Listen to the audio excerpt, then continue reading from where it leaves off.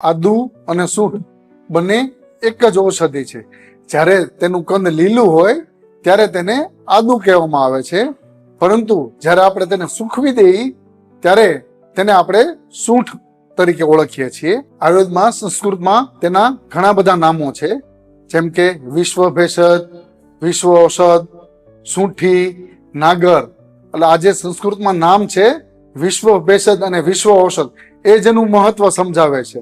વિશ્વ એટલે world, global, એટલે કે આખા વર્લ્ડની વનસ્પતિ, એટલે કે એવા ઘણા બધા રોગોમાં વપરાય છે કે જેને તમે વિશ્વ ઔષધિ કહી શકો છો. આ સિવાય તેના સંસ્કૃતમાં બીજા નામો પણ છે: કટુ ઉષ્ણ, કટુભદ્રા, કટુ ગ્રંથિ. કટુનો મતલબ થાય તીખો, એટલે કે તે સ્વાદમાં તીખી છે. એના ઉપર ત્યાં તેના સંસ્કૃત નામો પાડવામાં આવ્યા છે. હવે જોઈએ કે સૂંઠના ગુણધર્મો આયુર્વેદમાં ક્યાં ક્યાં આપેલા છે. તો તેના માટે આયુર્વેદમાં બહુ સરસ શ્લોક આપેલો છે. નાગરમ કફવાતજ્ઞમ વિપાકે મધુરમ કટુ રુચોષ્ણમ રોચનમ હૃદયમ સ્નેહનમ લઘુદીપનમ કફા અનિલહરમ સ્વર્ણ્યમ વિબંધ આના શૂલનુત કટુષ્ણ રોચનમ હૃદયમ વૃષ્યમ. આયુર્વેદ શાસ્ત્રમાં જ્યારે કોઈ ઔષધિ વિશે કહેવામાં આવે ત્યારે તેના રસ, ગુણ્ય, વીર્ય, વિપાક, પ્રભાવ વિશે વાત કરવામાં આવે, અને શરીરના દોષો, વાત, પિત્ત, કફ પર તેની શું અસર છે તેના વિશે વાત કરવામાં આવે. સૂંઠનો રસ કટુ, કટુ એટલે તીખો કહેલો છે. તેનું વિપાક મધુર એટલે ગળ્યો કહેલો છે. તેનું વીર્ય ઉષ્ણ એટલે કે તેની તાસીર ગરમ કહેલી છે. અને તેના ગુણ લઘુ અને સ્નિગ્ધ કહેલા છે. લઘુ એટલે પચવામાં હલકી, સ્નિગ્ધ એટલે ચિકાસ, એટલે શરીરને ઓઇલિંગ આપનારી. હવે જોઈએ કે શરીરમાં તેના દોષો ઉપર તેની શું અસર છે. તો કે સૂંઠ છે તે કફ દોષ અને વાયુ દોષ આ બંનેને ઘટાડે છે. એટલે કે વધેલા કફ દોષ અને વાયુ દોષને ઘટાડે છે, અને શરીરમાં કફ દોષ અને વાયુ દોષનું બેલેન્સ કરે છે. તેની સાથે તેનો વિપાક મધુર છે, એટલે તે પિત્તનું પણ શમન કરે છે. આપણને એમ થાય કે તે તાસીરમાં ગરમ છે અને તીખી છે, એટલે તે પિત્તને વધારતી છે, પણ એવું નથી થતું, કારણ કે એનો વિપાક મધુર છે, એટલે તે પિત્ત દોષનું પણ શમન કરે છે અને પિત્ત દોષને વધવા દેતી નથી. પરંતુ ઉલટાનું એવું બને છે કે પિત્ત દોષમાં જે સામતા, એટલે કે પિત્ત દોષની સાથે જે આમ હોય છે તેનું તે પાચન કરી અને તેનું શમન કરે છે. તો આ આપણે વાત કરી કે સૂંઠના આપણા શરીરના દોષો ઉપર કેવી રીતના અને શું અસર થાય છે.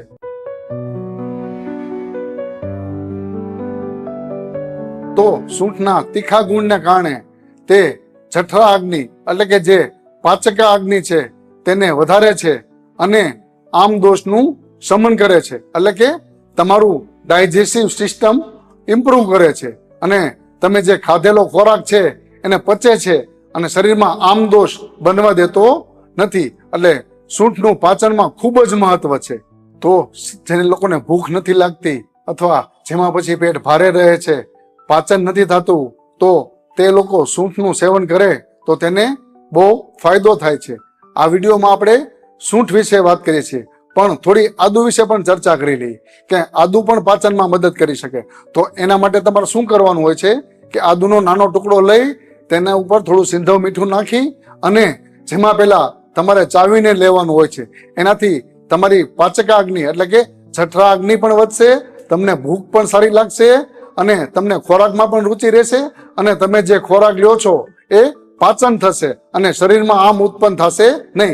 આમ એટલે કે શરીરમાં ખોટું ટોક્સિન ઉત્પન્ન થવા દેશે નહીં. સૂંઠના જે બીજા ગુણ છે એમાં એક છે વાતાનુલોમન અને શૂલપ્રશમન.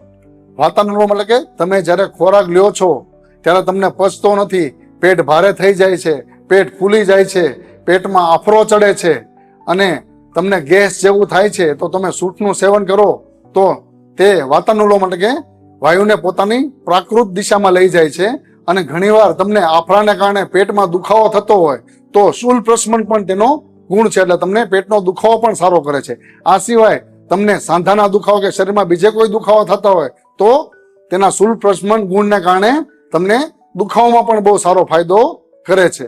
તો આ પાચન માટે તમારા સૂંઠનો ઉપયોગ કેવી રીતે કરવાનો છે? તો આયુર્વેદ શાસ્ત્રમાં કીધેલું છે, ભોજના અંતે પીબેતે તક્રમ, એટલે કે ભોજનના અંતે તમે જ્યારે છાશ પીવો છો તો તમે છાશમાં તે સૂંઠ ચૂર્ણ નાખીને તેનો પ્રયોગ કરી શકો છો. તો તમારે કેટલી માત્રામાં લેવાનું છે? એટલે કે 1 ગ્રામ માત્રા અથવા તેનાથી ઓછી માત્રામાં. 5 ગ્રામ એટલે 1 ચમચી, એટલે કે તમારે ચોથા ભાગથી પણ ઓછી માત્રામાં છાશમાં નાખીને તેનો પ્રયોગ કરવાનો છે. સૂંઠ આમ દોષને ઘટાડે છે અને દ્રવાંશનું શોષણ કરે છે. એટલે કે જે લોકોને જેમાં પછી એસિડિટી થાય છે, ખાટા તીખા ઓડકાર આવે છે, ગળે જમેલું ગળે આવે છે, ઉપકા જેવું થાય છે, તો તે લોકો પણ સૂંઠનું સેવન કરે તો તેને આ બધી તકલીફમાં ખૂબ ફાયદો થાય છે. તેની સાથે સૂંઠને પુરુષ સંગ્રહણીય પણ કહેલ છે. પુરુષ સંગ્રહણી એટલે કે જે લોકોને પતલા ઝાડા થતા હોય, અથવા ઝાડામાં ચિકાસ આવતી હોય, અથવા પેટમાં ચૂક આવીને ઝાડા થતા હોય, અથવા દિવસમાં વારંવાર ઝાડા જવું પડતું હોય, તો તે લોકો પણ સૂંઠનો પ્રયોગ કરે તો તેને આ ઝાડાની તકલીફમાંથી ખૂબ ઝડપથી ફાયદો થાય છે અને પેટમાં ચૂક આવતી પણ બંધ થાય છે. જો આ ઝાડામાં તમારે સૂંઠનો પ્રયોગ કરવો હોય તો કઈ રીતે કરવાનો? જેમાં પછી 5 ચમચી ગરમ પાણી સાથે તમે લઈ શકો છો. આ સિવાય જે લોકોને એસિડિટી થાય છે, પેટમાં બળે છે, છાતીમાં બળે છે, પણ ખાતા તીખા ઓટકા નથી આવતા, ગળે પાણી નથી આવતું, તો એ લોકો સૂંઠનું સેવન કઈ રીતે કરી શકે? તો તેનો તમારે આમળા સાથે પ્રયોગ કરવાનો છે. તો એ કઈ રીતે કરવાનો? તો કે 1 ચમચી આમળા, એમાં 5 ચમચી સૂંઠ નાખી મિક્સ કરી અને જમ્યા પછી તેનું સેવન તમારે ગરમ પાણી સાથે કરવાનું છે. તો તમને એસિડિટીમાં તરત જ રાહત થશે. પ્રાણવાયુ સ્ત્રોતસ રેસ્પિરેટરી સિસ્ટમમાં પણ સૂંઠનું બહુ મહત્વ છે.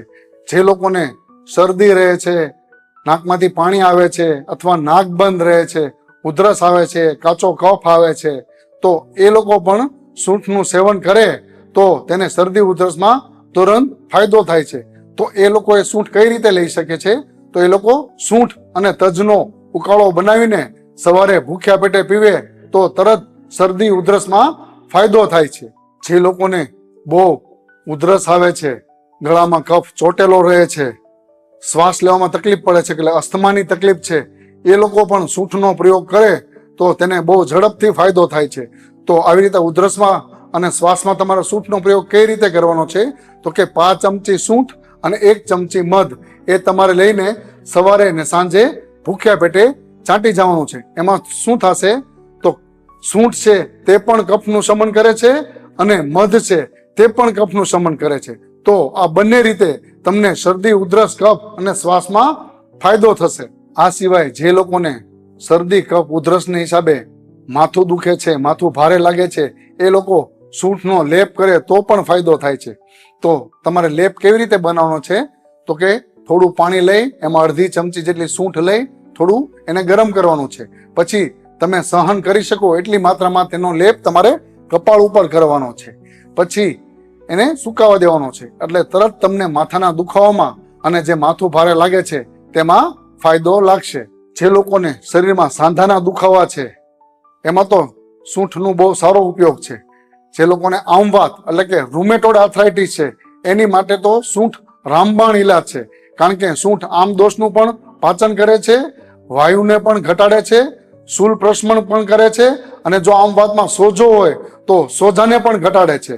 અને આ રીતના આમને પણ ઘટાડી અને વાયુને પણ ઘટાડીને તમારા દુખાવા અને સોજાને તરત જ રાહત કરશે. એટલે તમારા શરીરના દુખાવામાં પણ સૂંઠનો પ્રયોગ તમને ખૂબ જ ઉપયોગી થશે. કે જમ્યા પછી 5 ચમચી તમે ગરમ પાણી સાથે લઈ શકો છો, અથવા તમે ગળોના ઉકાળા સાથે પણ તમે સૂંઠ મિક્સ કરીને લઈ શકો છો. કે અડધો કપ ગળોનો ઉકાળો, તેમાં 5 ચમચી સૂંઠ નાખી અને તમે સહન કરી શકો એટલું ગરમ તમારે સવારે ભૂખ્યા પેટે પીવાનું હોય છે. જે લોકોને આમવાત છે, સાંધામાં દુખાવો વધારે છે અને સોજો પણ વધારે છે, એ લોકો સૂંઠના પૂટ પાકનો પણ પ્રયોગ કરી શકે છે.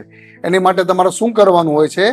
કે સૂંઠના ચૂર્ણને એરંડ તેલમાં પલાળી દેવાનું હોય છે. પછી જ્યારે તમારે તેનો ઉપયોગ કરવાનો હોય છે ત્યારે થોડું ગરમ કરી તે તેલને અને જ્યાં સાંધા દુખાવો થાય છે એની ઉપર લેપ કરવાનો હોય છે, અને એની ઉપર તમારે એરંડનું પાન મૂકવાનું હોય છે. જેથી તમને તાત્કાલિક દુખાવામાં અને સોજામાં રાહત થશે. જે લોકોને તાવ આવ્યો છે અને ખાસ કરીને ઠંડી લાગીને તાવ આવે છે તો એમાં પણ સૂંઠના પ્રયોગથી ખૂબ ફાયદો થાય છે. અને તાવને કારણે જે તમારી અગ્નિ મંદ થઈ છે અને શરીરમાં નબળાઈ આવી છે તે પણ દૂર થશે. કારણ કે સૂંઠ તમારું પાચન અગ્નિ પ્રદીપ કરી પાચન સુધારી અને તમારા શરીરનું બળ પણ વધારશે. તો જ્યારે તમને તાવ આવે તાવ પણ મટાડશે અને તાવને કારણે આવેલી તમને નબળાઈ થાક એમાં પણ ફાયદો કરશે. આ સિવાય શીત પિત્ત એટલે કે જે લોકોને સીળસની તકલીફ છે, જે લોકોને પિત્ત વધવાને કારણે શરીરમાં ચાઠા થઈ જાય છે, ખોડલા થઈ જાય છે, ખંજવાળ આવે છે, એ લોકો પણ સૂંઠનો પ્રયોગ કરે ગોળ સાથે તો તેને તાત્કાલિક પિત્ત શમન થઈ અને ખંજવામાં પણ ફાયદો થાય છે અને સીળસમાં પણ તરત ફાયદો થાય છે. આ સિવાય સૂંઠને વૃષ્ય એટલે કે તે વીર્ય વધારનાર કહે છે. એટલે કે જે પુરુષોમાં વીર્યની અલ્પતા છે અથવા વીર્યની તકલીફ છે તો તે લોકો સૂંઠનો પ્રયોગ કરે તો તેને એનું વીર્ય વધારવામાં એટલે કે સ્પર્મ કાઉન્ટ વધારવામાં ખૂબ જ ઝડપથી ફાયદો થાય છે. એટલે જ સૂંઠને વાજીકરણ ઔષધિ કહેલી છે. એટલે તેનો વાજીકરણમાં પ્રયોગ થાય છે. આ સિવાય સ્ત્રીઓમાં પ્રસૂતિ પછી વાયુ ખૂબ વધી જતો હોય છે. એટલે સ્ત્રીઓમાં પ્રસૂતિ પછી સૂંઠનો પ્રયોગ કરવાનો કીધો છે.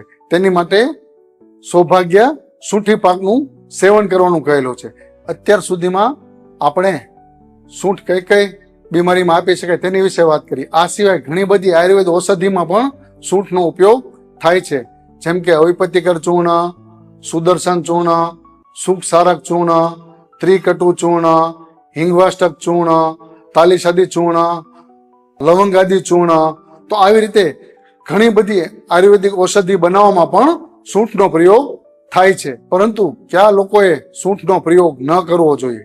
તો કે જે લોકોને પેટમાં ખૂબ જ પ્રમાણમાં ગરમી થતી હોય અથવા પેટમાં અતિ બળતરા થતી હોય, ગળામાં એકદમ તીખું તીખું લાગતું હોય, અથવા જે લોકોને પેશાબ બળતરા હોય, શરીરમાં ક્યાંય ઘા લાગ્યો હોય એ લોકોએ, અથવા જે લોકોને તાવમાં ખૂબ ગરમી લાગતી હોય એટલે પિત્તના કારણે તાવ આવ્યો હોય એ લોકોએ સૂંઠનું સેવન કરવું જોઈએ નહીં. આ સિવાય ગરમીની સિઝન એટલે કે ગ્રીષ્મ ઋતુ ઉનાળામાં સૂંઠનું સેવન કરવું જોઈએ નહીં. આ સિવાય શરદ ઋતુમાં પણ સૂંઠનું સેવન કરવું જોઈએ નહીં. કારણ કે ત્યારે ઓલરેડી સપ્ટેમ્બર ઓક્ટોબર હીટમાં શરીરમાં પિત્ત વધેલું હોય છે. તો આવી રીતે સૂંઠ ઉપયોગ કરવામાં થોડી સાવધાની રાખવાની છે. તો આવી રીતે આજના વિડીયોમાં આપણે સૂંઠ વિશે પૂર્ણ જાણકારી આપી. તેની માત્રા શું છે, તેનો લેવાની વિધિ શું છે, કયા કયા રોગમાં લઈ શકો છો. તો તમે આ રીતે વિધિવત સૂંઠનો પ્રયોગ કરશો તો તમને તમારી બીમારીમાં ખૂબ ફાયદો થશે. આશા છે કે આ વિડીયો તમને ખૂબ ગમ્યો હશે. જય ધન્વંતરી.